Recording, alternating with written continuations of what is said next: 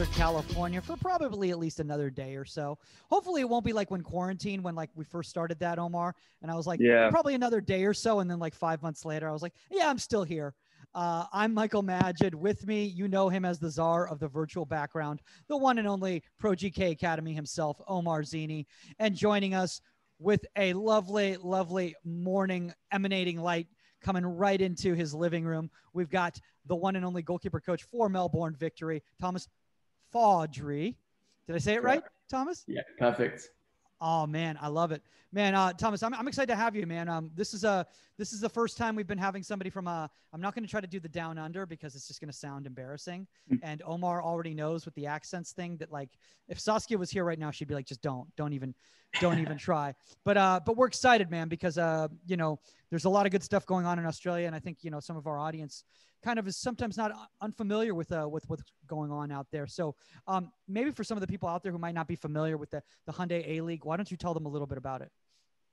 Yeah, so for the first time, there's a collective of 12 teams this season. We added one team last season, and there's a new team that's going to be added this year. The clubs it's a nationwide league, so we don't have regions or divisions. We have one league, one professional league in structure. Australia is so vast that we have to fly to most of our games. I think there's a few Melbourne-based teams, a few Sydney-based teams, and then kind of a collective across the country. And the league's in the process of going independent now. The clubs are looking to go independent from the federation. So obviously that's come at a challenging time, and there's all sorts of plans and processes that they're trying to put in place to improve the development of football in Australia. And they're looking at potentially a nationwide second division as well. So they're looking at lots of different things, ways they can develop players, improve national teams. So it's quite an exciting time to be in Australia. One of the exciting things that I saw, you know, when I was watching the Hyundai A-League is mainly, and Omar, I don't know if you know this, but when lockdown first started here in the United States and all the leagues around the world were shutting down, A-League was still going on. So I was like fiending trying to find some real live football that was going on, and I could find the Indian Super League or the Indian Premier League and the Hyundai A-League. So I started watching these Hyundai A-League games, but the thing is that like the announcers were so passionate. It was like the complete opposite of like the UK announcers. I was like, oh my gosh, you guys are like a 180 because like they really get into it into the commentary. It provides, honestly, it does provide a different perspective on things. You actually feel like you're part of you're part of the match. You're a part of like the fan base there. And I remember, if you guys remember, like I think Fox Soccer Channel, they used to have opportunities for fans who were like diehard fans of specific teams. They would go on and be in the little broadcast booth. If you're a Liverpool fan, an Everton fan, and you play each other, and you would sit there and you guys would commentate back and forth, and you could hear the passion like oozing out of their mouths. And I think that's when when even growing up, sometimes the Australian League was on TV too, and I would watch it. Like you said, the commentary just makes you feel as though you're supporting that team and that league as if you were a diehard or day one fan. So yeah, it definitely provides a different level of kind of just, I don't know, love for the sport and the game that I don't think we have here. And yeah, I wish we could get more of it. I mean, Thomas, you know, one thing we want to know, you know, kind of one of the things, by the way, for those of you guys who are unfamiliar with Thomas, and we're going to kind of get into your backstory a little bit right here before we kind of get into today's topic, is that Thomas is actually not originally from Australia. Thomas is from the UK. This is another one of those Tim Dittmer connections. Shout out to the one and only Tim Dittmer. He's the ledge himself. Thomas, why don't you tell us a little bit about how you ended up in Australia, how you ended up at Melbourne Victory? Yeah, good question. Like my background is predominantly in academy football in England. So I worked in academy football for approximately 8 or 9 years prior to coming out to Australia. I spent a couple of years in New Zealand as well, and had quite a diverse kind of cultural experience and difference in terms of environments, cultures, different clubs and teams that I've worked with, different coaches. And actually a friend of mine became the academy director at a club called Brisbane Roar, who are another A-League club. So originally I come out here to Brisbane to work in the academy space. And then over time, I was offered an opportunity to come to Melbourne Victory in time, like a kind of head of goalkeeping role. So I look after the first team space and oversee all of the goalkeeping at the club, which I think is becoming like a more and more common role. But it's maybe not exclusive to Australia. I don't think they've really had that kind of approach before. So it's quite interesting, and it's an interesting project, and where we can kind of like have a blueprint and a structure and a methodology that we follow throughout the entire club. And I've been in Melbourne for about 1.5 years now, so it's been an interesting project so far, and one that I hope we can continue for a long time. You know, it's really fascinating to me because, you know, obviously Omar and I, we know Andrew Sparks. I met Sparks back when he was like 21 years old, and you know, he also had such a background in academy football, and then obviously made the decision to go to Orlando, not Orlando in the United States, guys, Orlando in South Africa, and that opened a lot of doors for him back home. So do you see a lot of coaches in the UK, you know, making that decision to go, you know, maybe I'll go overseas and get some first team experience before I try to come back? Yeah, I think it's a really interesting point, because there isn't a massive amount of opportunity to progress from academy football directly into first team football. I think maybe you get pigeonholed a little bit if you're working with younger players quite frequently. You've been in that environment a long time, and it's very difficult and challenging for clubs to offer you that opportunity.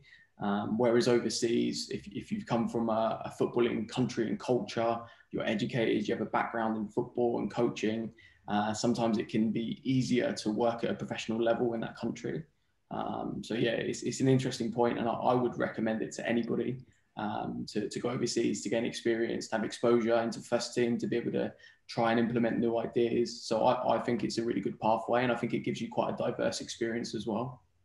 There you go, Omar. Next year, you're going to be first division goalkeeper coach in like New Guinea or something like that. I've always wondered if I went to like Mexico, like if I tried to do some of the sessions that we do here, like I guess the American European type system, like what would the goalkeepers there think of, you know, like what are you doing with us? Why aren't you not, you know, why aren't you hitting it off a ramp? Like, why aren't you doing a little bit more eccentric stuff? I don't know how it would translate, but I don't know if you had that issue. Thomas kind of moving from, you know, to England and then going to Australia now, is like understanding like, okay, there are certain things that we may do a little bit different. And did those goalkeepers like buy in right away, or is it like very similar? Yeah, I think like anywhere there's different, like there's cultural differences and backgrounds in terms of goalkeeping, style of training, expectation that what goalkeeping looks like to that particular goalkeeper of that country. And I think first and foremost, you have to have that discussion with your goalkeepers, and try to give some insight into your ideas. And I think like words, videos, pictures are a great way of doing that. So hopefully I can show you guys a little bit about the presentation, about how we kind of shape what goalkeeping looks like and how we deliver that in training. And I think as long as the goalkeepers that you're working with, as long as they're open-minded and give your time and approach the kind of time and attention it needs, and you can kind of give them evidence of it working and improving them, and you're actively trying to help them, I think that's how you get the buy-in. So it's about like being an authentic character, trying to help them and help them improve and develop and play and progress, and then showing your ideas and actually showing how they work. And I'm a big believer in showing evidence of performance and performance measurement and giving them objective measures, and also analytically by the eye as well, like showing them details within training. And I think you have to have like the overall blueprint first. I think you have to start really vague first before you go into the detail. So I think as long as you can get your message across, as long as they buy into it and see that it's potentially going to help and progress them, I think that's key. And I think that doesn't matter what you're coaching, how you're coaching, what background and culture you come from. I think as long as you've got alignment and agreement along those lines, then that's the main thing. Yep. So Omar, all you got to do is convince those kids that your way's effective, essentially, to them. But I like what Thomas just said there. I think that was a really good point of kind of give like, you know, the general perspective, and then from there you really try and, you know, for me at least, I try to like hone in on, let's say we're doing a crossing session, and I know certain kids or certain people that I'm working with, they may have a deficiency on crossing, or the film, you know, I can prove to them by the film that, hey, you're pausing a little too long, you're getting there a little bit too late. Ball's coming down when you're catching it. It's like, okay, we gave them a general picture of what cross looks like. Now we're going to dive into it a little bit deeper based off of it's an objective view, right? Based off of what their specific, whatever's hindering their progress. And then from there, like you said, you kind of gain their trust in a sense, because now you're showing them kind of like objective truth. Like this is what's happening. Now let's try and shape it. I think with any situation, if you're with goalkeepers who they can feel that you're passionate about the situation or you're passionate about their development, I think from there you have their trust, and from there you can actually really develop them. Yeah, and I think that's the number one key is just like you need to make sure that these sessions are relatable. Look at that segue right there into the topic today. Do you love it, Omar? You gotta love it. Today's topic, guys, is relatable session design.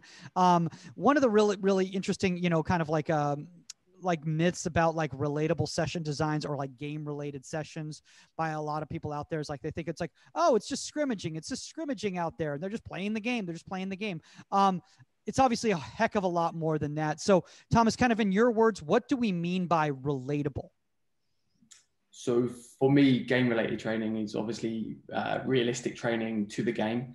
And Omar, I saw your discussion with Tim Dittmer, talking about how he starts all of his session planning from the game, takes elements from the game, a snapshot from the game into the training session. I think that's a really important point.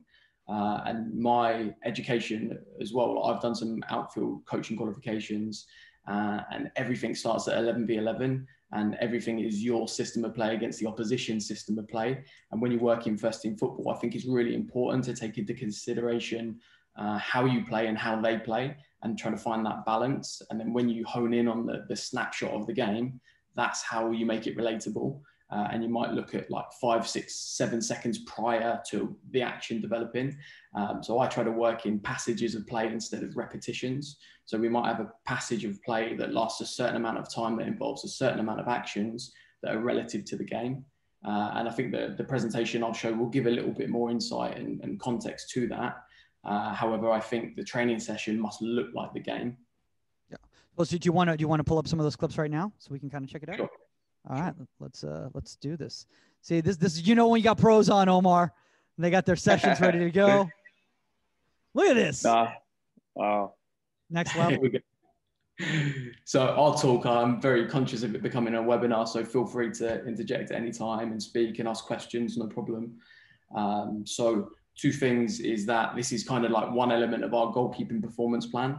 And the goalkeeper performance plan like has everything from our first team objectives through to the academy, our recruitment. So this is kind of just based around the way we play and how we go from the game into training. So the first thing in the top left-hand corner is kind of our mission statement. So creating brave, commanding and proactive goalkeepers. So that's kind of what we want to deliver. And then when you're kind of designing and implementing your performance plan, I think it's really important to consider a lot of different factors. And this is kind of like a template for me of how to design that performance plan. And first of all, like our statement of intent about creating proactive goalkeepers has to align with the overall club philosophy as well. So the components of the whole club philosophy is we want to play aggressive attacking football. We want to play in the opposition half. We want to play from A to B quickly and progress through the field quickly. So our goalkeepers have to align to the overall part.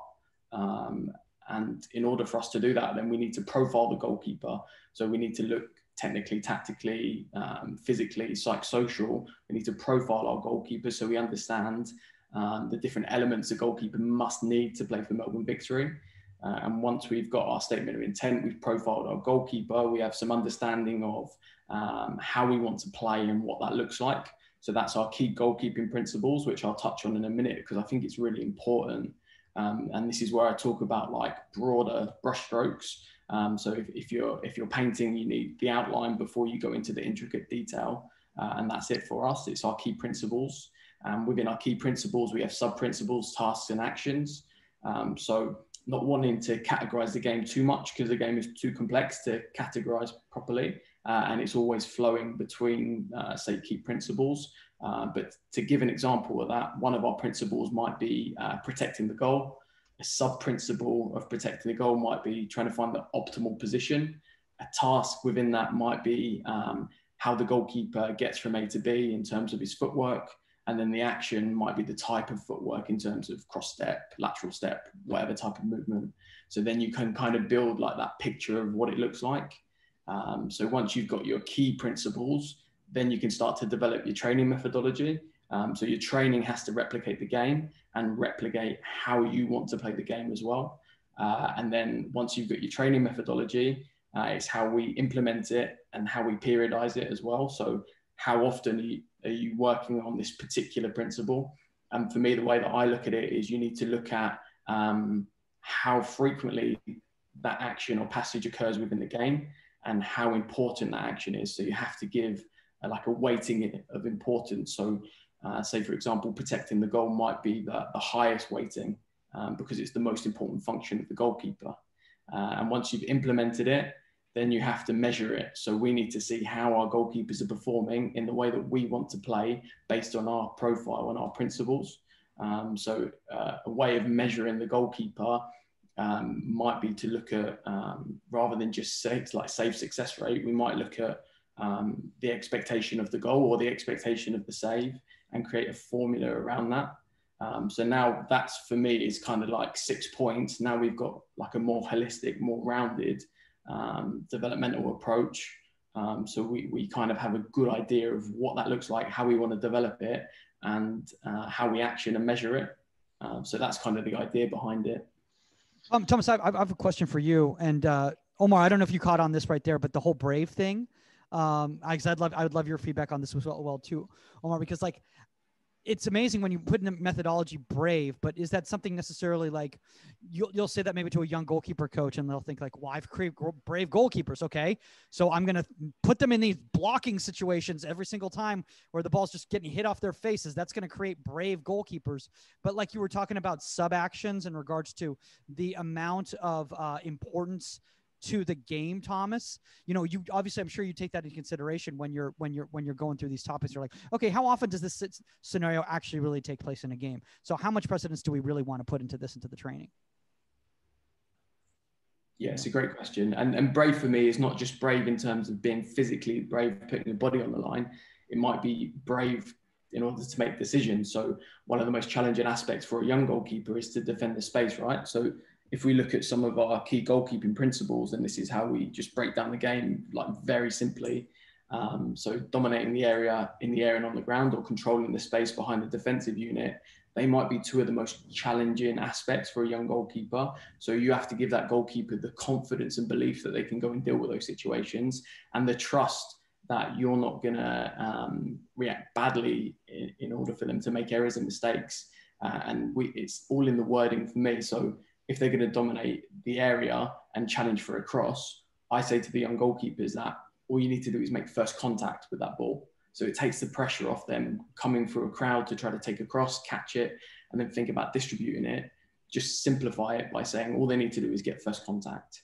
And then controlling the space outside of the area, we say to them that there's no pressure to regain possession. So if they don't make the decision to come and sweep, to come and defend the space outside the area, then they have the option to make that just a safe clearance to clear their lines.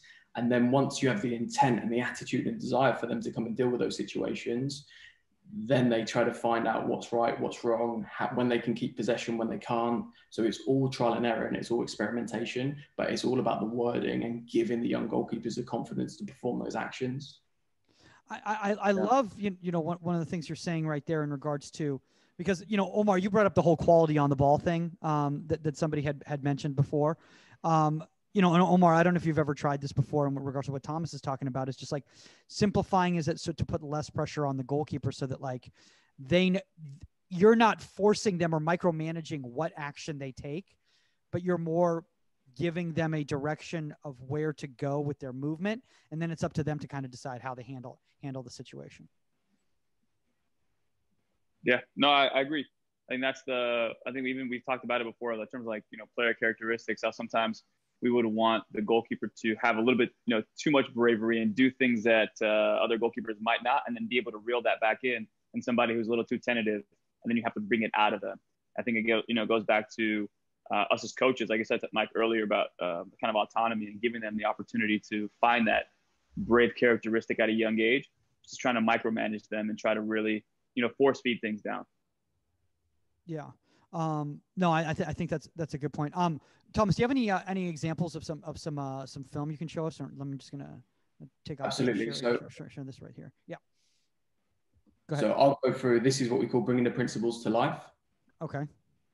So I'll go through some video footage. So this is what we show our young goalkeepers. So we have some video examples that are really powerful of our first team goalkeeper performing these actions. So I'll play the video and I'll talk around it, but they're just really brief examples. So when we talk about protecting the goal, we speak about desire. So we really want our goalkeepers to be relentless at protecting the goal and make efforts and attempt for every ball. So again, it's around the wording, about having that effort and intent to make the save, to protect the goal. And then the finer brushstrokes and the details, have a look at the positioning, the footwork, the choice of hand. So once you've got your broader principles, then you can break down the sub-principles, you can break down the tasks, and you can break down the actions. And I'll just flow through these as well. So dominating the area in the air and on the ground.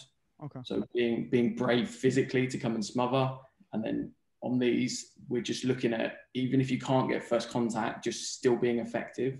So I'm a big believer of process. However, wait, are they because your screen's not shared right now. So sorry. Yeah, no worries. That's all good. Give us a second to look at my notes anyway. Yeah, no worries. There we go. Actually, while you're doing that, I do want to ask you this question because, you know, Omar, I know you've run into this as well too with people where, you know, they say, oh, well, a relatable session, you know, or a game realistic session has to be fluid. It has to be fluid. It has to be constantly flowing, kind of like the game. You can't make a static session or a session in isolation relatable. And like, do you believe that, Thomas, or do you still think that, you know, with clever session design, you can do, you know, sessions in isolation that are still realistic scenarios? Yeah, I think that's the art and the detail of the coach and the eye of the coach. And I've seen, Omar, some of your sessions where you have to work individually with a goalkeeper, still trying to work out the intricacies of how you make that game related, and giving the example to the game, and thinking about where you might use this type of movement or this type of action, and relating it to the game. And this is where you might start using equipment and mannequins and giving them target goals, so they're thinking about the second phase and the next action. So I think that, like, it's the detail of the coach to find some really clever and creative ways in order to do that. In my environment, I'm really lucky that I get to work with 3 goalkeepers every single day. So all the video that I'll show with the training footage is around 3 or 4 goalkeepers recreating that snapshot of the game. So I definitely think that you can input and start to implant some of those elements. But what I'm really cautious of is you're not creating a diluted version of what the game might look like. So integrating outfield players is really important as well. And then how the goalkeeper goes from the goalkeeper specific session into the team training session, and making sure that there's a consistent link throughout. Yeah. All right. So what do we have? So what do we have right here? So this is This is clearly not a training session. I see people in the stands, and this must have happened last year because those would be cardboard cutouts this year. So exactly. So these are just like brief kind of 20-30 second example videos of like just good examples that we give to our young academy goalkeepers. So this is our first principle, ensuring desire to protect the goal, and it's all about the desire and intent. So we have a saying that if something hits the target, we always need an attempt to make the save. So even if they're not successful in the outcome, the process and the action and the intent is there. So I'll just fly through these. So these are just brief example videos of protecting the goal, dominating the area. And again, like just first contact on the ball or being effective. Like I said, if we don't get the process right, to still get the final outcome. I think you brought up a really good point, Thomas. And Omar, I know you've discussed with a lot of people right here in regards to, is that intent and outcome is really what's the most important thing. You know, how clean, quote unquote, something is was it effective? Did it get the job done? Then you know, and that's a big issue here in the United States, Thomas and Omar. I know you know this from firsthand with dealing with goalkeeper coaches yourself. Is, you know, scolding goalkeepers for plays that were completed. Yeah, I mean, even sometimes too, I kind of get bothered where people are talking about, oh yeah, the goalkeeping trends nowadays. You don't see goalkeepers catching balls anymore. And I'm like, I mean, if you try to watch, old games, man, I had to check. I mean, Peter Schmeichel at times too would close his fist and push the ball away, and it would be effective. I think sometimes we need to get like away from like romanticizing this idea of goalkeepers have always caught the ball and have always done the right decision, when really it's all about the effectiveness. And I think younger goalkeepers need to hear that more often. Agreed. Yeah. It's a really valid point as well. And I think it's important to note that I don't care what the final outcome looks like. If they're effective in that action with the correct process, that's the best case scenario, right? And then part of our principles is either retaining the ball or deflecting the ball into a safe area. And we also speak about game management a lot as well. So I know you spoke to Craig I think it was yesterday or the day before, and you were talking about different scenarios within the game. So if we look on the clock here, 82 minutes into an Asian Champions League game, we're 1-0 up against Japanese opposition, and this is a good time to slow the game down. So we might give our goalkeepers those types of scenarios in training, and I think that that's a really important point to think about, and that might then create the incentive to catch the ball. So creating that scenario-based training. Well, it's funny you brought that up, Thomas, in regards to like with Craig and Omar. If you, apologize, I interrupted right here, but okay. he talked about in regards to external factors. And Omar shared a really wonderful story on external factors yesterday. But you're talking about playing Japanese opposition. This is very different. This is not the league. This is a completely different, for lack of a better term, league of football, culture of football. A team that you're not as familiar with. You don't see these players day in and day out. And is that taken into consideration when you're like in regards to how confident you're going to be dominating the air and on the ground? Because you don't really know how these players move. You don't really know how they should. You can scout here and there, but you don't see them 4, 5, 6 times like you do in the league. Yeah, I think it's a really important point. And then to put it into context as well, like some of the Chinese or Japanese teams that we might play in the Champions League might have one player that's the same value as our entire squad. Or more so. So we're potentially the underdogs in a lot of these situations. So the emphasis on protecting the goal and defending the space may take a higher priority in terms of our distribution and our counter-attacking. So that's how you structure your week, right? And base your training slightly upon the opposition and slightly on how you're going to play and operate. But I think it's a really important point to take into consideration. And I think the best goalkeepers are amazing in these scenarios. And the goalkeeper that was in goal here has recently moved to Europe. However, he was at his best when we were leading 1-0 in the game and we had to kill the game off. So there was something inside of him that sparked that desire to keep the ball out, to manage the game. And I think that's a really important thing for a young goalkeeper to have that. Just the temperament to be able to kill a game off, because it's not all about catching the ball, distributing the ball, getting to the edge of the box. There's another side of the game as well. I think it's really important that we educate young players in that way.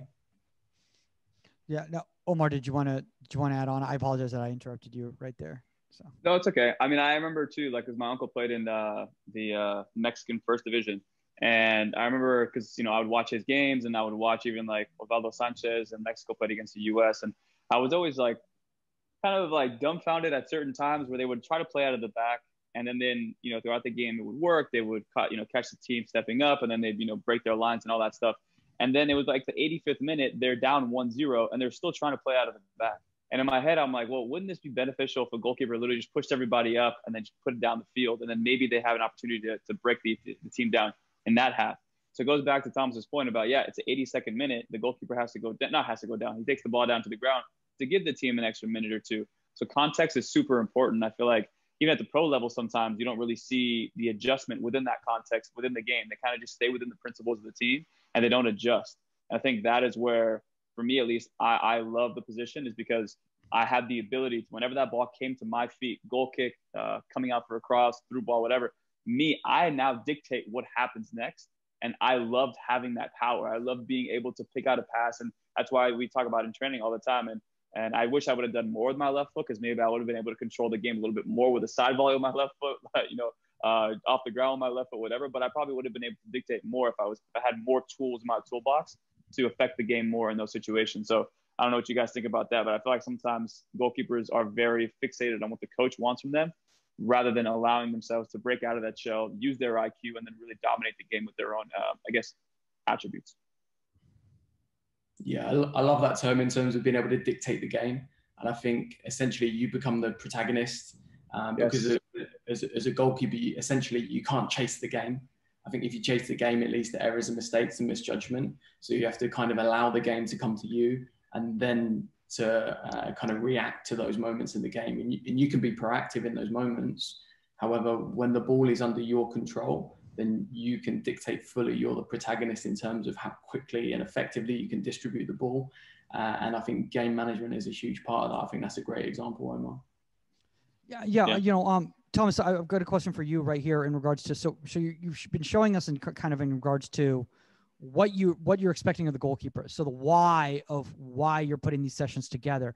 Can you show us, do you have some clips that show us, okay, this is what the final picture looks like here in the game. Let me show you how we get here based on our session design. Sure. So I'll just finish off quickly, like just these clips of 20 seconds, just to keep the context flowing. Sure. And then we'll go straight into the kind of training methodology. So again, I said no pressure to regain possession of these types of balls. And then simply, if the goalkeeper needs to put these balls in the stand, that might be the best and most effective action and outcome. And then being able to improvise as well is really important. And then this is the level that we might be able to get to, is recognizing the moments when you can retain possession in these difficult situations. And then just last 20 seconds on our outcome, or our intended outcome with the ball, is to eliminate players out of the game. So in a game you might be dominating or you might be chasing, this might become more prevalent.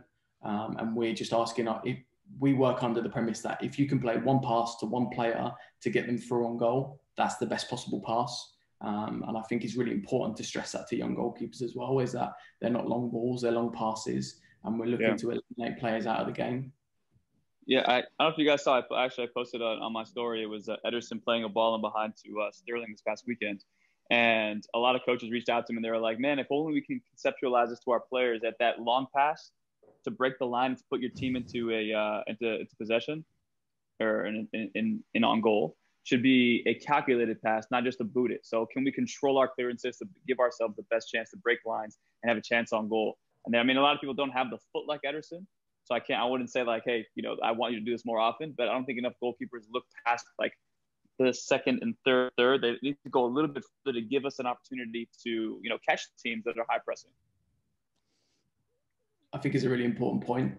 And I think like one, you have to quantify it and show the goalkeepers the figures and the numbers, and then the importance of that. So eliminating players out of the game, how often they do it, how many players are they taking out of the game on average, and then how effective are their passes. So if they're contributing to goals within 3 passes, for example, that's something that you can share with your goalkeeper and feedback to your goalkeeper. And I think that relates back to the performance measurement. And I think that's where integration is so valuable in terms of goalkeepers playing in directional possession, goalkeepers having ideas in build-up. And then if you look at kind of counter-attacking moments specifically, is that the goalkeeper and the winger have to be on the same page. So the intent of the goalkeeper to break the line has to trigger the movement, the run of the winger or the striker, and those things have to be practiced. But that has to be developed though, because the thing is that you can't just expect them to be on the same page as in like they had a conversation. That's something that I personally, in my opinion, that comes through training. That comes in how you're incorporating the field players. So especially at the youth level, Thomas, where like you say, you need to be able to recognize these cues. You need to be able to see these triggers, because you can't just tell kids like, hey, Rick, if he's on, you got to give him the ball or whatever. Well, they don't know what that means. They have no clue what that means. Like, and I don't want to say you have to spoon feed them, but you have to put them in successful situations so they start recognizing those patterns. In my opinion, that's just me, Agreed. And I think, Michael, that's where your wording is so important and so powerful. Like, I really feel that words and pictures combined are really impactful. So the information that you give your young goalkeeper and the video messages that you show him or her, I think they're really strong messages. If you can show examples of that happening at, say, club level or first team level at your own club, is very powerful. If you can show them images of them performing it, is maybe even more powerful. Yeah. Now, I wanted to, do you have are we going to move on to training footage? Is that what we're doing next? Yeah. Totally. I totally lost track of time. It's the election here, guys. The world it's a weird place today. So it's hanging on. It's hanging on with this thread here. All right. So, all right. So this is kind of the training methodology that I've been working on for maybe about 3 or 4 years now. So it is developed through practice design, through trial and error, and it has lots of different components. And then through the first lockdown, I really tried to review and analyze, and I was seeking a lot of feedback from some goalkeepers that are performing at some of the highest levels in the game, and I try to take away the ego from my own training sessions and coaching, and kind of separate myself from that to be able to look at it objectively. And I realized maybe I had too many components to the training practice, and I was trying to fit in all these components. And originally I was trying to perform them in a systematic approach, and it was maybe a little bit rigid. So I tried to get a little bit more fluidity. So this is kind of how I progressed it. And I took away, if you see, I took away the technical practice and the advanced technical practice, and I changed the passing pattern to an opposed passing practice. So again, words are powerful, trying to change the wording and trying to spend more time in this goalkeeping related practice element. And number 5. Thomas, so, I have a quick question just in regards to it. I apologize, but so everything you just took out right there, are you incorporating that into activation, or you're incorporating that into the passing, into the post-passing practice and game-related practice? Yeah, so that's the detail, right, Michael? And that's a great question, because that was exactly my observation. So I spent less time in that technical approach and put them more into that activation side, or incorporated them into the passing practice. And 2 key things for me is that the geography of the session and where it exists always has to be related to the field, and trying to keep that training structure so all components of that training structure can be delivered in the same area for like maximum effectiveness and efficiency. So I'll move on to some of the video footage. So this is the activation part, and activation, we still play games in the beginning, we have competition and that type of thing, but these actions are some of the first things that the goalkeepers are doing on the field. So it's not really like structured movement and prescribed movement patterns. It's just always the ball's moving, always the ball's live, and the goalkeepers are ready to perform game-related actions within the first instance of the session. And then like they combine different topics. They're defending the space, they're protecting the goal, they're breaking lines with passes. And then like the recovery footwork and movement in relation to the ball, and not prescribed movement patterns. And like the goalkeepers are ready to dive, they're ready to save, like from almost the first part they walk onto the field. And I think it's really important, say, for example, like if you're doing a crossing practice, that the goalkeepers have exposure to punching the ball, catching the ball. If you're working on protecting the goal, 1v1s, close range reaction saves, that the goalkeepers are being exposed to the movement of the ball and the types of situation, rather than prescribing a block save or prescribing a smother. There's an element of decision making, and you have to kind of train goalkeepers in this way. And this part was 10 minutes into the session that the goalkeepers are going into spread saves. And maybe like some coaches will think that's crazy and too soon. However, I think that if the goalkeeper is conditioned and they have tolerance to this type of training, that they can go into this type of training really quickly. And it does take some persuasion, but the goalkeepers generally warm up to it and they buy into it. So everything is linked. So from the first practice in activation through to the passing practice, through to the game-related practice, we try to link what principle of play we're working on, or combining principles of play. And this is what I'm saying about taking players out of the game as well. It's like some of the passing is not just short range. And then again, like 5-10 minutes into the session, the goalkeepers are diving, they're parrying, they're catching, they're getting up, they're getting down, the balls are moving, and it's relative to the game. And then you'll see when we go on to game-related practice that we're using the same area, same space, same geography all the way through. Yeah, I love that last one. Oh my God, dude, that's so sick. I was gonna say, by the way, did you and Craig have a conversation in regards to the Swiss ball? Because I saw the Swiss ball being used in that activity. I was like, oh, this must be a thing. No, I want to say this though. My concern with this, and again, I'm not negating it in any way whatsoever, is that it needs to be shown. This content needs to be shown in context to a youth coach, because my concern is, and Omar knows what I'm talking about here, especially with social media. Youth coach will see this presentation today, right, on the podcast, and they'll go, "That's awesome. My nines, I'm doing that today with them. I'm going to showcase how we don't need any of this. They don't need any of that. I'm not going to tell them that we're going to be working on a block save here."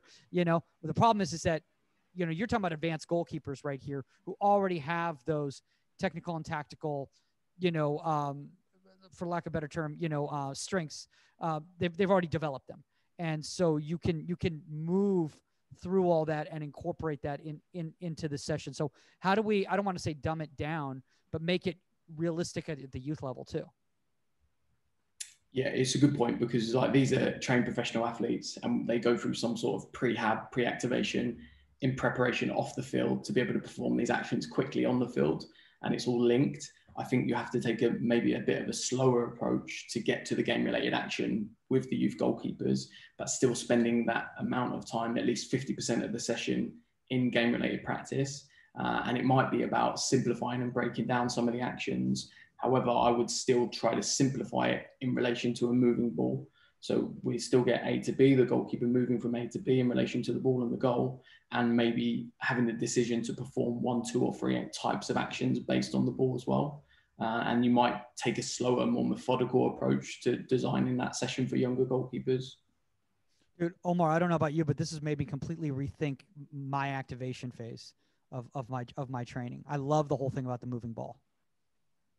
Yeah, no, I think it definitely gets you thinking a little bit more as to, if anything, the conversations that you have prior. I think that's the best thing for me too, is if I were to adapt any of this stuff and try to bring it in, it'd be the conversations prior to my goalkeepers. If I look, for example, I need you to come to the session a little bit earlier today. We're going to work on block saves. We're going to try and get the ball moving a little bit earlier. Work on those hamstrings, get yourself, warmed up. Don't show up 10 minutes before the session. Just like those conversations that you may have, so the goalkeepers have an idea, so they're not coming in blind. I think that's also for me, would help me improve my verbalization skills and how I articulate my session. And even if I needed to send the session to the goalkeepers and say, look, this is what we're working on tomorrow, make sure you're ready for this. So hopefully that makes any sense. But that's kind of what I would do, is verbalize it in a better way, so the goalkeepers weren't surprised about my session coming in. Thomas, I was speaking to a first division coach probably maybe a few weeks ago or whatever, and he said to me, off air, he said, one of the issues that he finds is that the older pros are less willing to adjust their training habits based on this modern goalkeeping, for lack of a better term, game-related changing. So you got a 35-year-old, vet keeper, has been a number 1, international, all of that. And then you're like, well, yeah, but, and he's like, what are you talking about? It's like, Bill over here, for 30 years has been hitting volleys at my hands, and it's worked great for me. So I don't want to change that right now. Because I don't want to say you need to massage it, but you need to find a way. And I think it's again about making it relatable to them, to go like, okay, this is why we're doing it. But earn their trust. But then the younger guys, it's a lot easier, right? Because, they're willing to listen and they're more flexible. And quite frankly, they've been trained in a different environment than the older guys. Yeah, it's a great point. And I think it's an extension of Omar's point as well. And I think it's about the language and having a shared approach. So it's not the coach dictating the type of training, the type of practice, what it looks like. There's some input from the goalkeeper as well. And I think when you're having a building these conversations, and I always take the approach that it's trial and error. So it might be a conversation where we'll try an element of this and try to experience an element of what the older pro is potentially used to, and just finding that kind of combination and that shared outcome. But I honestly, I haven't had that kind of resistance from, we recruited a new goalkeeper, 27 years old, has never really been exposed to this kind of practice and training. And the first thing he said to me is, I'm open-minded and I'm willing to experiment and experience it. And then we kind of review it at the end of every week. And the feedback that he's giving me is that he feels more ready for the game and more exposed in these types of areas, because there's definitely trade-offs at this type of training. Like, it's physically more demanding and more exhausting. All the goalkeepers are involved in every element of the practice. So you have to take into consideration energy systems and rest times and that type of thing. And making sure that we're working like really explosively for maybe 8 to 10 seconds, and then they have the appropriate rest. And for an older pro, it might be 35, who's potentially managing his body as well. I think it's really important that you're taking his message and his feedback on board as well. So I think, like, if everybody's on the same page, everybody wants to win football matches, everybody wants to progress and develop and perform. I think everyone's on the same page. You're giving those messages, you're getting that feedback. And I think over time, maybe you'll get that kind of shared approach. Yeah. I want to, so is there next step now where you're going to start incorporating field players into this too? Or is this so all this next one is just an opposed passing practice with the goalkeeper. Okay. So I'll play it and run through. So the opposition might be just like passive pressure. So it might be passive pressure from one of the goalkeepers to identify a trigger when he should play forward, when he tries to eliminate players out of the game.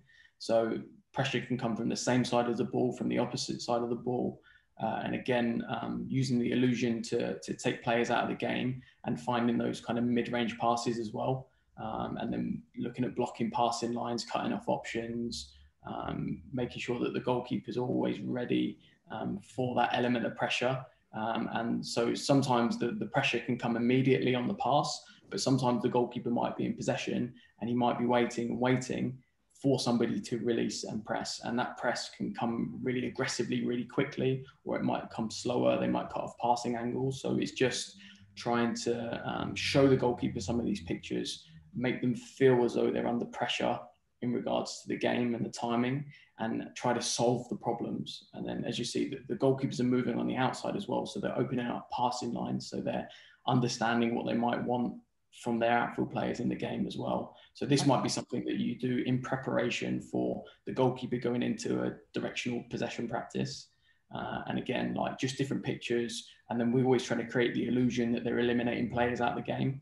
And again, used in the same setting, the same session design as the overall practice. I was just going to hope that the guy in blue was ever going to get switched out at some point, because I felt bad for that dude. That dude was just running nonstop, chase. That's what I felt like when I was ever in rondos. I was like, oh, am I ever going to get out of this thing? This is the worst. That he would return a pace there. Yeah. I mean, like, one of the things that actually Omar and we actually discussed this in regards to, you were talking about with the older goalkeeper, and the veteran goalkeeper and stuff like that. Like, for instance, you'd have to take that into consideration. You're like that, for instance, that chasing activity right there. You can put that 37-year-old in that, before big match weekend or something like that. Like, probably he probably might be like, you know what, I'd rather step out of this right now, and like you said, you had to have that conversation. Now, does that develop, for lack of a better term, a feeling of uncomfortability with the other goalkeepers on the team, that someone's getting preferential treatment, or do they kind of understand that everyone's demands are different? So for me, like, it's not necessarily preferential treatment. So I'm very cautious of the goal. Like, this type of training can be exhausting. So I'm very cautious of the goalkeepers, like sprinting, running, like turning all the time. So I like to have them all engaged and all involved, but I try to take on some of the physical elements of the session, or we try to add in some outfield players and integrate them. So it's even more realistic, or I'm kind of absorbing some of those physical demands. But I like to have them all engaged, all involved as well, because that's what the game is like. And if they're involved in, say, serving or receiving a ball, they might go from something that is just a simple action where they're performing at really moderate pace, going into really like high explosive action. So for me, that resembles the game and the goalkeeping position. So I think it's about finding the balance. Okay. So this is now this is the game related practice, and we got the Swiss ball again coming out. All right. So for me, like these kind of sessions, like they've been done by many coaches, and for me, then they're not really innovative or that type of thing. They're just things that I've seen and adapted and applied to the situation. But I believe like the skill and the art of the coach is how and when to implement this type of practice, how it relates to the individual profile of the goalkeeper and the overall principles of play, and then building this component into the training session that links throughout. So again, just using the same areas, using the same types of practice, the themes that we have. And I like goalkeepers to be able to protect the goal and defend the space, or defend the space and then eliminate players out of the game. So then you're linking your principles, and it's not just, today we're doing angle shot stopping. It's a general theme and a general practice, and I try to take nothing off the table.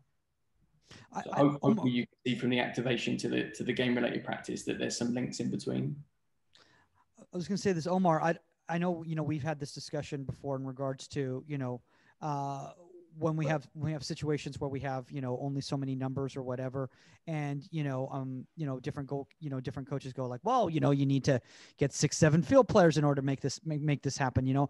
I think, isn't this a good example of how you can really make these sessions relatable with small numbers, based on how you design these sessions?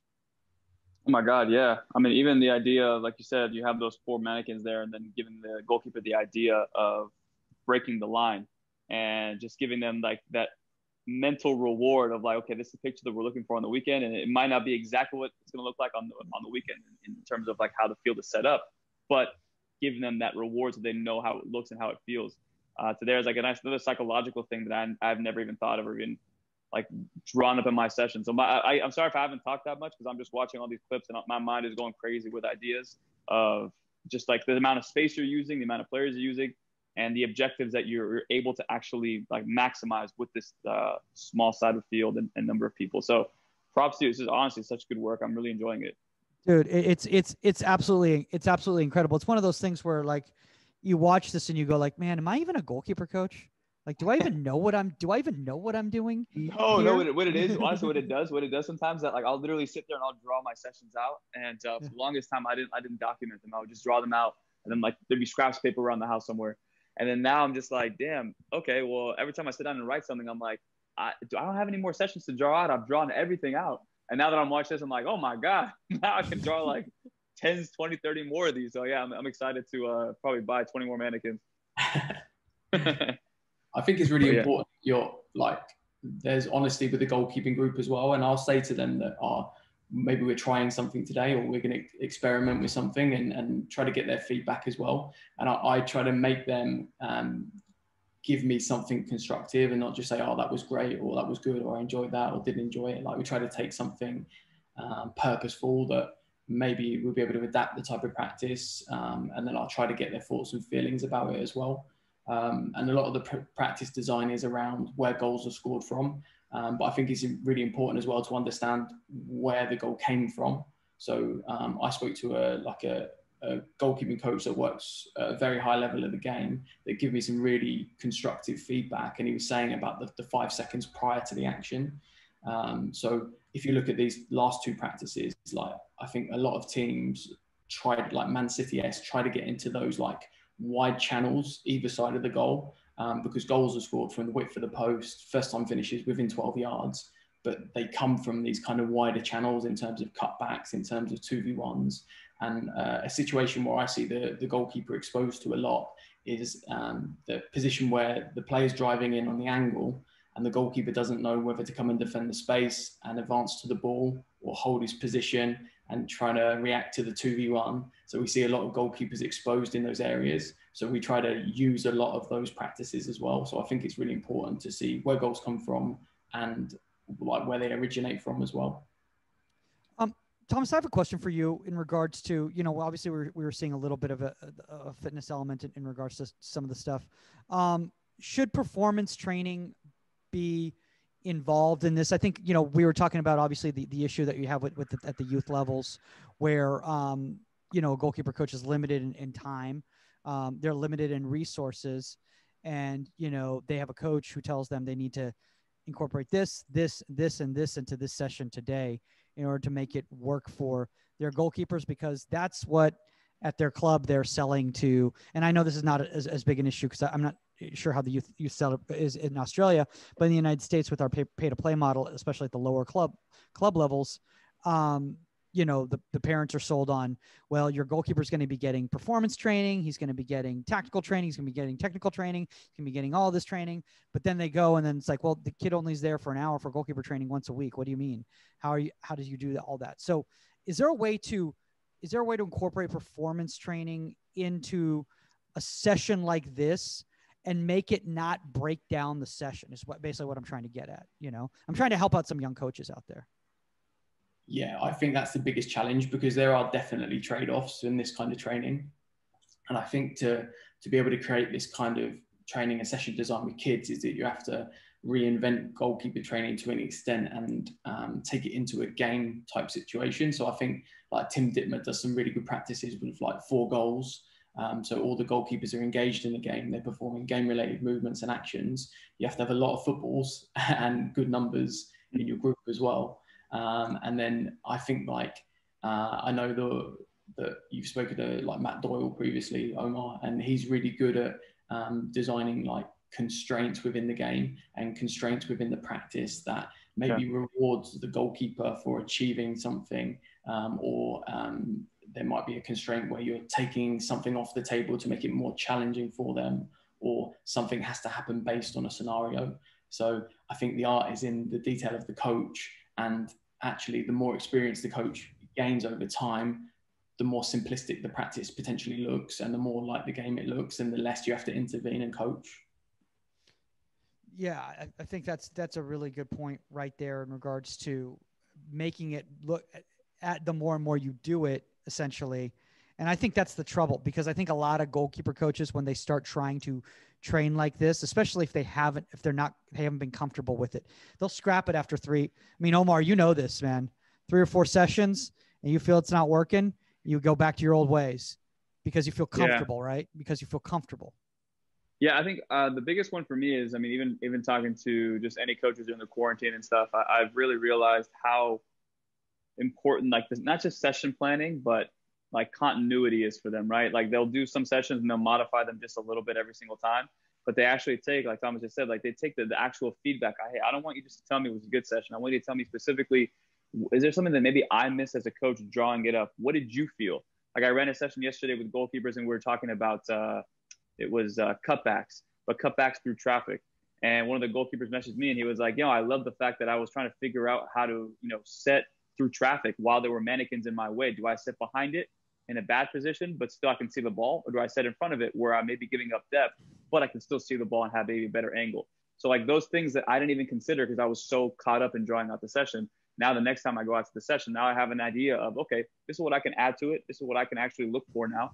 And maybe now that I have this new information, I can communicate that to the goalkeepers and say, look, this is what we're looking for prior to the session. Think about it. And that's actually, try and get the best, I guess, mental approach going into it. So you can kind of like dissect it and have the IQ of a goalkeeper going into it. So just those little things like that to me are super important. And it comes to actually prior to everything stepping on the field.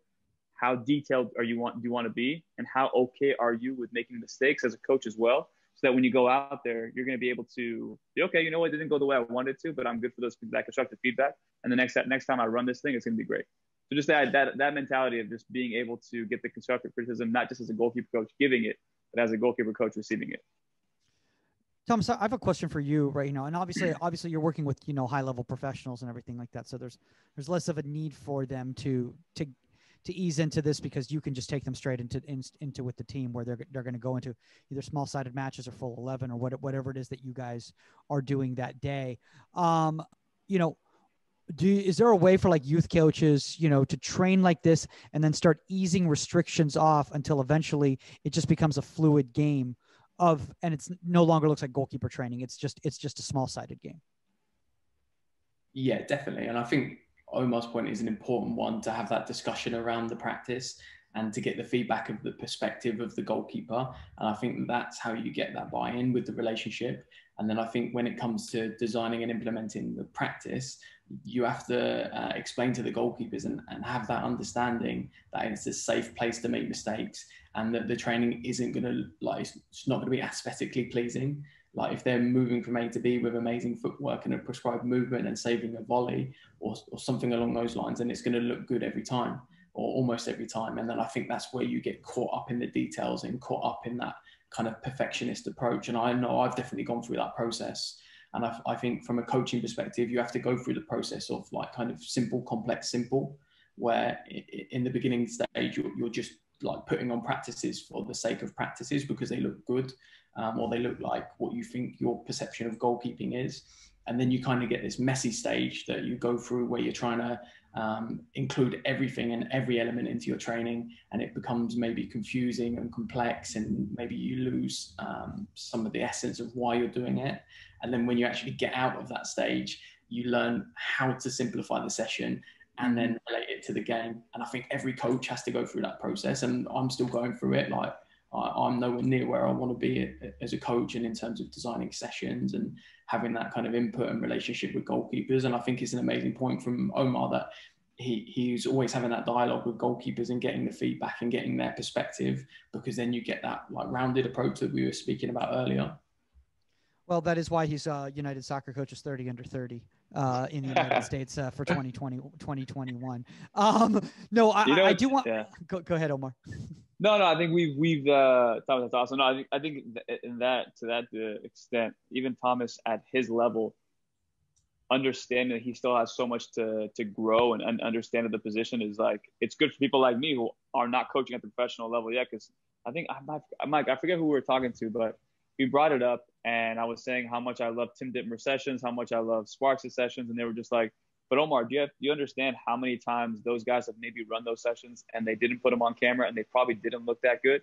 Do you understand how much of a process it was for them to get to that point of understanding and comprehending and then, communicating with their players, articulating session design, how long it took them to get there? And I was like, I don't think we ever as coaches, maybe at least for me, I don't ever like sit back. I always just kind of like watch the sessions and take them for what they are versus like, I wonder how long it took this goalkeeper coach to get to this process and get to this point of how they were able to articulate their points and then draw out their sessions. So I think that's a good point by Thomas too. It's just like understanding that like we're also works in progress as well as coaches. And it's just really, really important to continuously get that constructive criticism. Because if you're getting everybody trying to tell you the nice things about what you do, and people always reach out to me and say, hey, I love your sessions. And I'm like, great, but like, what else did you see? Like, what else did you know? I'm like, anybody could tell me they like my session. And I know I drew it up because I liked it. But I'd rather you come out here and like destroy my session and tell me, why didn't I do this? Why didn't I do that?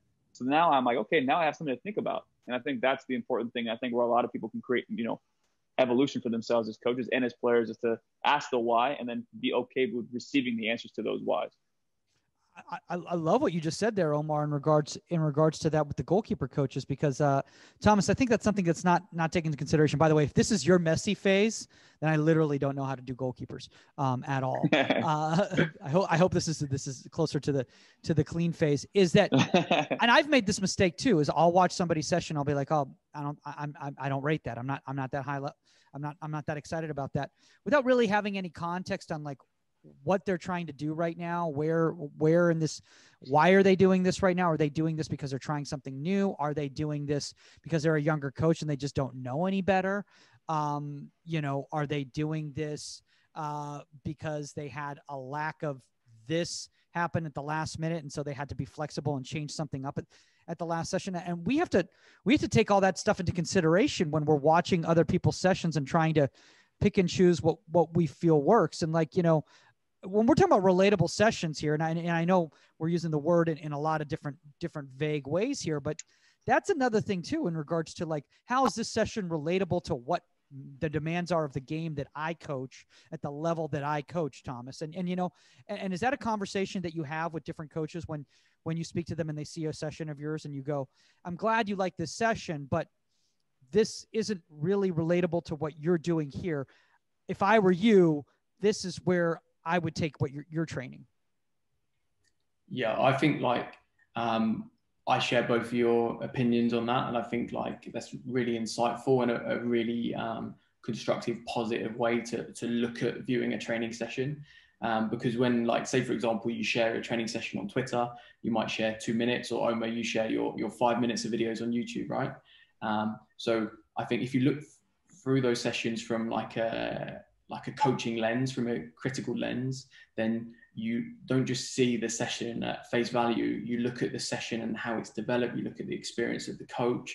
You can see the personality and the characteristics of the coach. You can see all like the blood, sweat and tears that have poured into that session over a long time, and all the things that have gone right, gone wrong, changed, adapted, and you get this kind of like final like 2-minute summary or snapshot of a session. And I think like if you've experienced coaching for maybe 10 years or more, then you can start to see those dynamics. And I think when you're offering feedback and critique to, say, potentially goalkeepers that are starting on their journeys, then the why and the how are so important, and making sure that you have an understanding of your overall philosophy and your overall profile of the goalkeeper first before you dive into the training session.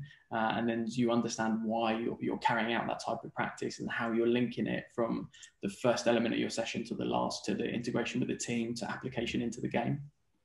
See, that's always my concern. Like when I hear people and they go like, oh, I'm going to steal that, I'm going to steal this. I'm like, what do you mean by that? It's like, it's not like, your, that word, like it's a magic pill, and you take this and you put it in your session and all of a sudden your goalkeepers are going to be amazing. Like, no, like if you see a session of mine personally, and I wouldn't take any of my sessions, that's for sure. But if you saw a session of mine and you said, I saw something I like, And I think, Omar, we've had this conversation in regards to when we're at convention, and Phil Wedden, I think he brought this up. He says, when you come up to me and you ask me, hey, I liked your session, ask me why I did that session. Ask me what was the purpose of this session, because then you're going to understand how you can use the knowledge that you learned from watching this session to better your sessions back home. But if you literally try to just write down, and he sees all the coaches at convention and they're in their notepads and they're writing down the activity, and they think that's what it's about. It's not. That's not. It's about why you're doing this, Thomas. And I think that's what I love about what your sessions is, that you show the development all the way from 5-6 passes before that led into the goal scoring opportunity, and this is all based on reality, based on real things that really happened, as opposed to like, here's some scenarios, here's some drills of things that looked really cool when I was in Australia visiting this goalkeeper coach. And now I'm going to show it to my goalkeepers when they're artificial scenarios, in my opinion. Sorry, I'm getting off my high horse now. No, I'm with you. I think even we did with Phil Wedden, he had a course with Joe Velasco from Impact Goalkeeper Academy, IGA here. And he came back, I think, last winter. And there was a time I filmed it. I don't know if you guys have seen it, but I put it on YouTube. And there was a time where he walked over to the goalkeeper coaches, like a little symposium, and the goalkeeper coaches from different areas were watching a session that he was putting on. And he walked over to the coaches like, just in a second, I'm going to go over there. I'm going to start raising my voice. I'm going to see the intensity of what happens to the players. So he goes over and he starts going like, come on, intensity. And there was a passing exercise. And right away, when he boosted his change of voice and the change of intensity, they panicked.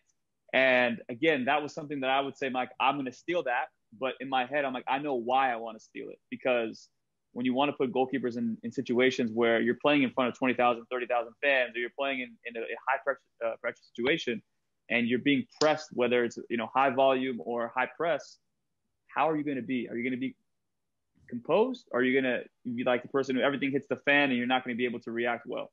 So just little things like that experienced coaches, who I guarantee you, he didn't step out at 22 years old and put some cones together and said, you know what, I'm going to try raising my voice today. I'm sure he either saw from somebody, he tried it one day later on in his career, and he realized, oh my God, I can actually, stimulate the psychological side of the game here and really focus on different characteristics that just, coaching and keep my voice at a monotone voice would not necessarily do.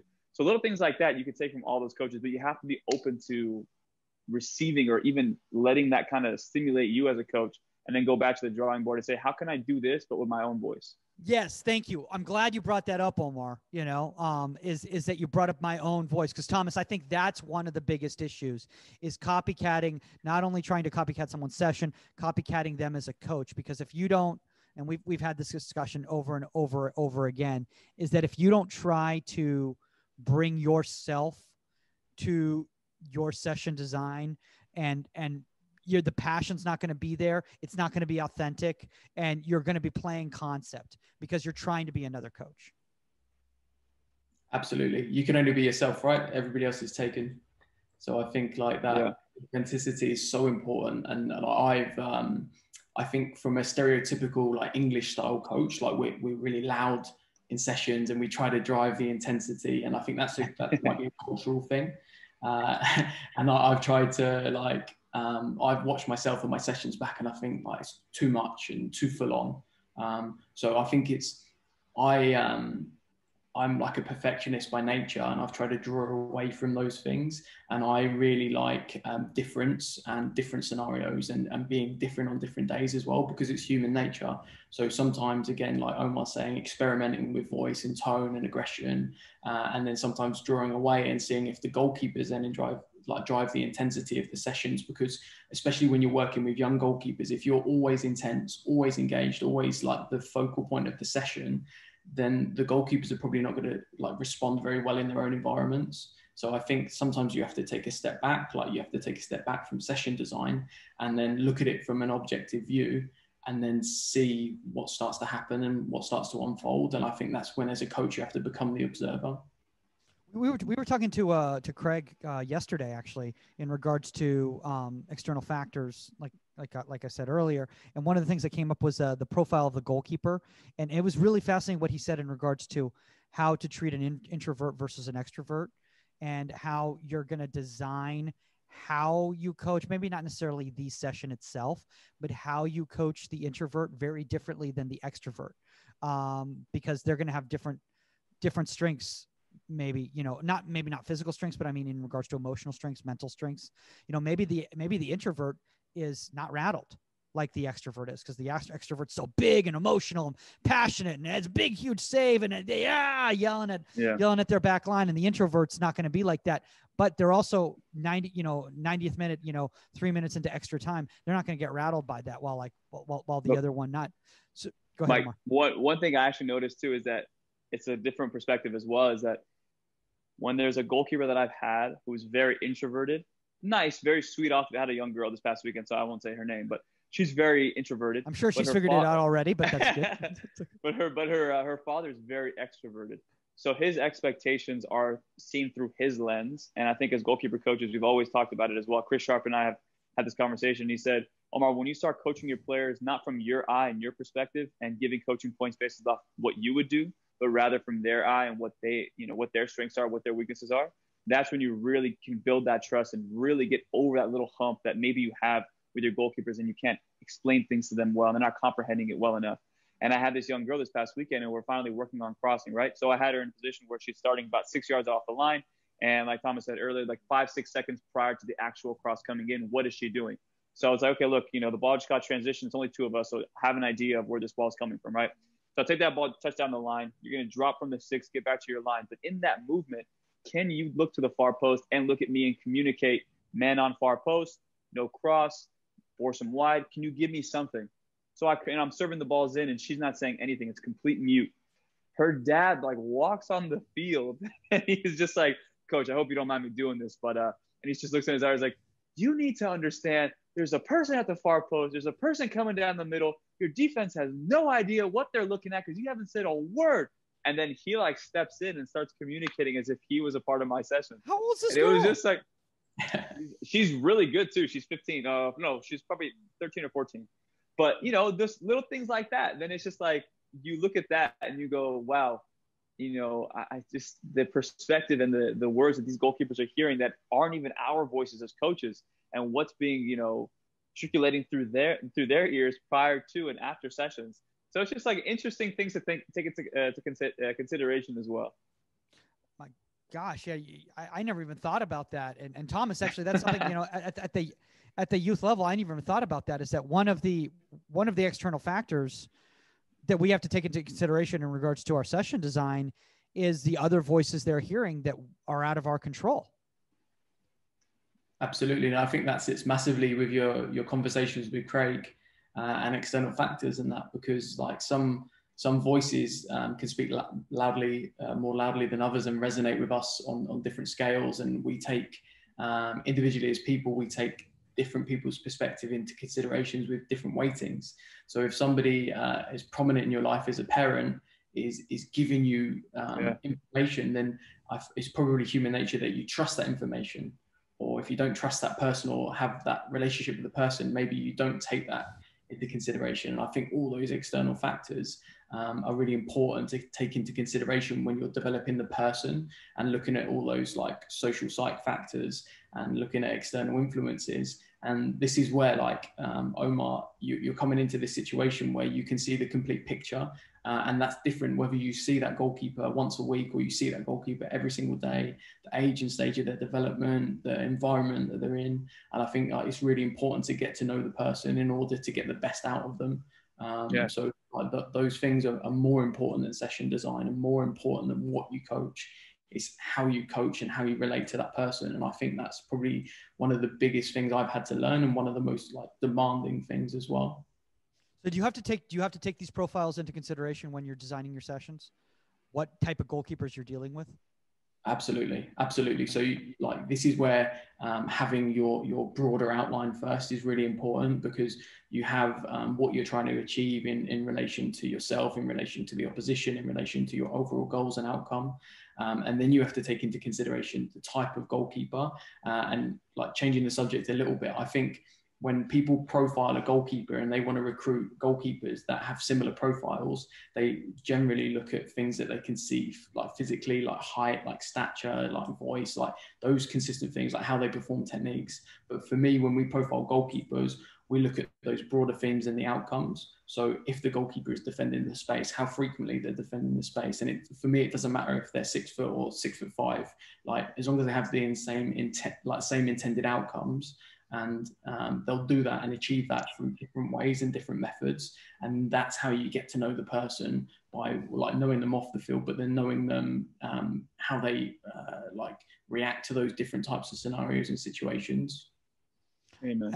And I think that's one of those things that's just like where it's going to be trial and error. You just have to throw these goalkeepers into these different scenarios and see how they react to them and see how they handle those scenarios, because then you'll have a better grasp of how to train that goalkeeper moving forward, and obviously, at the professional level, these goalkeepers well, you guys bought them, you brought them into the club, but you had to come familiar with them once you came to Melbourne first, which is a very different animal. And Thomas, maybe we may have to have you back, to have that discussion of what it's like to transition from being a youth coach to a pro coach, which I know is what Omar wants to do. So I'm just I want to give Omar a free course. I'll be honest with you. I've been so lucky, honestly. Like, I mean, I've planned it in that sense of where my mentality is of like, man, if I want to be a professional coach and we have like a podcast platform and I have my channel platform and like, I can post other people's sessions like Todd Hoffer and all that. Like, it's just like, it's so easy for me. You know what I mean? Like, I'm literally getting from the best people out there in my field, getting their deepest, darkest secrets, about the position. All the things they've had to do and endure over their course of their career, they're sharing it with me. And I'm just so lucky to be able to like have that. And it's been crazy to be able to like sit down with, like, for example, Tim Ditmer. Geez, man, the guy is just like a wealth of knowledge and like how much he's accomplished at such a young age. And then he's just telling me all this stuff and these Q&As, and these young kids don't even know who Tim is. Like a 12-year-old kid who's asking a question on the Instagram Q&A doesn't know who he is. And he's just like, oh, that's a good answer. I'm like, yeah, like, you don't know who this guy is? Like, you know what I mean? So it's just so funny to me how like social media has allowed all this stuff to happen. It's pretty cool. Well, it's like Philip Poole says, women's national team goalkeeper coach, when he was on, he's like, we're goalkeeper coaches, people aren't supposed to know who we are. We're supposed to be in the shadows. I know, but like for us, it's like celebrities, you know what I mean? Like, we're like, oh my God. Thomas, probably in the real world, in the, whatever those civilians do out there, if they know who the goalkeeper coach is, that's probably not a good thing. That probably means that something rough is going on at the club if you know who the goalkeeper coach is. Well, Thomas, how you doing on time? We'll start wrapping up here. Yeah, I'm all good. Good? Yeah. Okay. One thing I do want to ask you is you brought up the trying to do too much in your session design, and I think that's one of the problems about when you're trying to make a relatable session is that the game is simple and the scenarios are simple. So if you throw 7 scenarios in, well, it's not the game, because that doesn't happen in the game like that. Is that one of the main mistakes that you see young goalkeeper coaches make when they start trying to train this way? Yeah, I believe so. And I've gone through this journey and still going through it. And then you go through this kind of period where you're trying to throw too much into the session, include too much into the session. So now you dilute the point that you're trying to make or the area that you're trying to work on. The way that I kind of conquered that a little bit is by working on that passage of play, that individual snapshot, and then allowing anything to happen that occurs within that snapshot of the game. So for example, in some of the sessions there, when we're working in and around the penalty area, sometimes it might be a back pass, sometimes it might be a cross, a cut back, a close range shot, a long range shot. So anything that happens in that kind of realm or area that you're working within, try not to take anything off the table. Because as well, I'll plan my sessions more broadly, and I won't go as specific as angled shot stopping or dealing with 1v1s in central areas. I'll try, because they're at professional level as well, I won't isolate an action. I'll try to work whatever actions occur within that passage of play or within that area or space. And I think by doing that and by taking a step back and not trying to control every part of the session, I think that allows more fluidity and more realism. I think that's the hardest part for young goalkeeper coaches, because unlike yourself, the quality is not going to be there. So the session is not going to be aesthetically pleasing. Like you were saying before, even if you try to get it where you've fine-tuned it and you've owned it and you've got high level youth, it's not going to look good. It's not going to look as good. It's just not. You know, Omar, I know you've had this discussion. It's just not going to look as good. You're going to be like, I can't put this on Instagram, you know, because it's all over the place. And there is a method to the madness, but people who don't understand what you're doing aren't going to get what's going on. They're just going to see scrimmaging in their mind. Yeah. You know? No, I agree. Yeah. Mike, I think it's really important that because of the situation that we're in at the moment, we're going into the Champions League potentially without having to play friendly games and that type of thing. So especially when you're working with new goalkeepers as well, you can't wait until they've played a game to see some flaws in their game. So you have to expose them to this type of practice to be able to see potential flaws or massive strengths that you can work on, develop, hone in on. And they're more evident within the training practice. And that's why I think like filming the training session and analyzing, watching, reviewing is so important.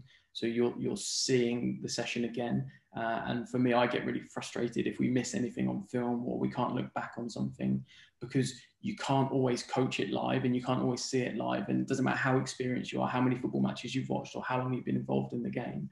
Like you can't see everything, especially if you're serving or involved in the practice as well. And I think just that kind of review element to the training session is vital, and the goalkeepers respond really well to that as well, because they love to watch themselves back. They love to look at the footage again. They love to look from their perspective, a different perspective, different angles, different approaches, and then that becomes a discussion. So when Omar was touching on the situation earlier, when he's having the discussion with the goalkeeper around the cutback situation, getting their view, getting their approach, looking back on film and developing those kinds of conversations over a long period of time, for me, that will accelerate progression and development like massively.